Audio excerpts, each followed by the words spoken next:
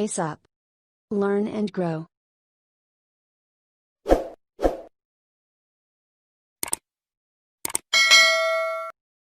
Welcome to my channel pace up.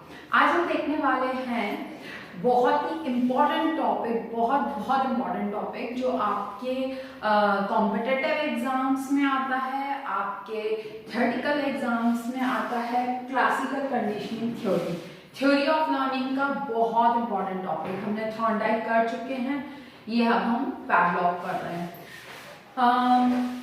Topic start करने के पहले अगर आपने मेरे वीडियो चैनल को सब्सक्राइब नहीं किया तो सब्सक्राइब कर ले, ताकि आगे आने वाले वीडियोस आपको हेल्प करते रहें आपके एग्जाम्स के लिए।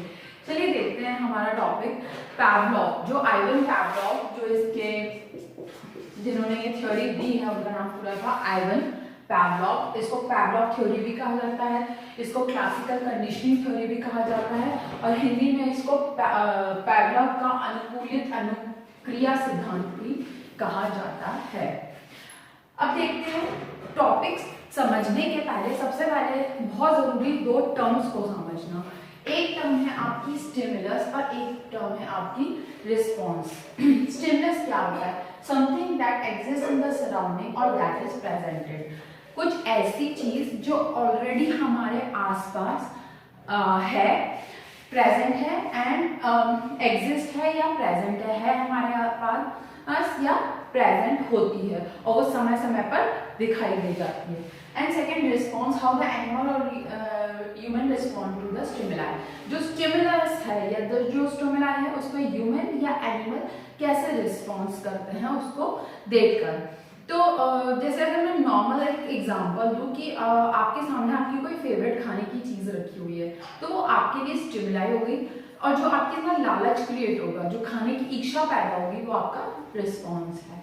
तो इसी पे बेस्ड है हमारी फुल पैवलॉव की कंडीशनिंग थ्योरी। अब इसके पैवलॉव की थ्योरी समझने के लिए चार जो इसके प्रिंसिपल्स हैं, एक्चुअली इनको प्रिंसिपल्स में भी काउंट किया जाता है। फर्स्ट है the unconditioned stimuli. Unconditioned stimuli यानी जैसे आपने एक हड्डी रखी, एक मीट रखा डॉग के सामने, तो डॉग तो ललचाएगा ही ना, उसके मुंह में सैल्वेशन होगा, जो लार आती है वो आएगी हड्डी को देख के, तो वो नेचुरल रिस्पॉन्स है।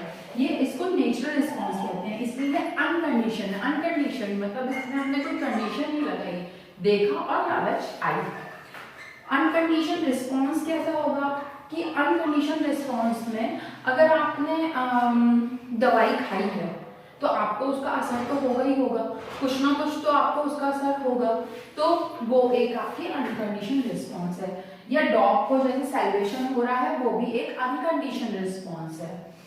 न्यूट्रल स्टिमुलस क्या हो रहा है? मान लो आपके पास 10 चीजें आपको पूरे टाइम दिखती रहती हैं, लेकिन आप उनकी तरफ आपका ऐसा रिस्पॉन्स या वो नहीं होता कि भाई कहीं पे नल लगा हुआ है या कहीं पे आपके घर में चेयर रखी हुई है या बाहर पेड़ लगे हुए हैं, हजारों पेड़ दिख रहे हैं, तो लेकिन वो न्यूट्रल स्टिमुलस है वो जरूर स्टिमुलस है।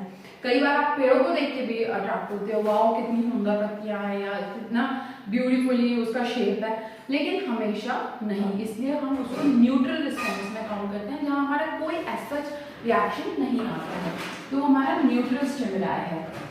नेक्स्ट है हमारा कंडीशनल स्टिमुलस और कंडीशनल रिस्पॉन्स। ये बहुत इंपॉर्टेंट है, ध्यान से सुनिएगा।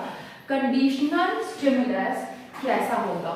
मान लीजिए मैंने कुत्ते को हड्डी डाली और उसी समय मैंने बेल बजा दी, तो वो हो गई एक कंडीशन स्टिमुलस।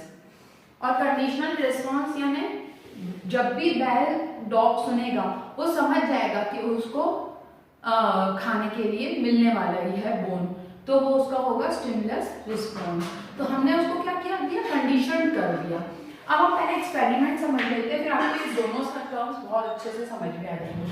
पैवलॉव ने सबसे पहले क्या किया?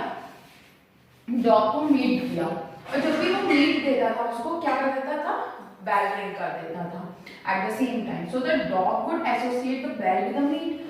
डॉग ने मीट को बेल के साथ एसोसिएट कर लिया, यानी मिला लिया कि जब भी बेल बजेगी तब भी मुझे खाने के लिए मीट मिलेगा। नेक्स्ट है acquisition is the part when unconditional stimuli and conditional stimuli are present together. ये पार्ट समझना बहुत इंपॉर्टेंट है। अनकंडीशन क्या है? आपकी हड्डी है, इसको हमने कंडीशन से कैसे जोड़ दिया? बेल लगाकर जोड़ दिया। जब भी आपने कंडीशन की, बेल बजाई, डॉग के मुंह में सैल्वेशन होने लगा कि अब मीट मिलेगा या मुझे बोन मिलेगी या हड्डी मिलेगी खाने के लिए। This strengthen the livelihood of conditional response. ये पावर कर देता है, ये कंफर्मेशन दे देता है कि हमें कंडीशनल रिस्पॉन्स मिलने वाला है। नेक्स्ट है eventually Pavlov took the meat away and just rang the bell by itself. The dog learned to salivate through the sound of the bell. कुछ समय बाद Pavlov ने क्या किया? बेल बजाई और हड्डी नहीं दी, लेकिन तब भी डॉग के मुंह में लार आने लगा, वो सैलिवेट करने लगा। Dog salivate on response to the bell or the condition is the or conditional stimuli is the conditional response. Conditional stimuli पे वो कंडीशनल रिस्पांस देने लगा। कंडीशनल स्टिमुलाई क्या हुआ? हमने बेल बजाई। कंडीशनल रिस्पांस क्या हुआ? उसने सैलिवेट किया। तो अब तीन कंडीशन आई इसमें। बिफोर कंडीशनिंग यानी जब हम बेल नहीं बजा रहे थे, हड्डी थी और डॉग था, वो हड्डी को देख के सैलिवेट कर रहा था। सेकेंड में न्यूट्रल हो गया कि भाई हड्डी भी है, बेल भी है, लेकिन वो कुछ नहीं कर रहा।